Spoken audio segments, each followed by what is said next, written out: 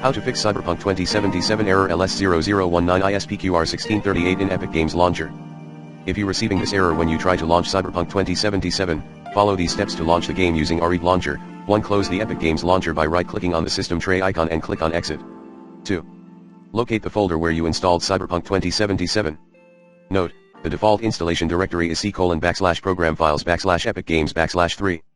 Run RE prelauncher.exe to launch Cyberpunk 2077 through RE Launcher. Note, if you don't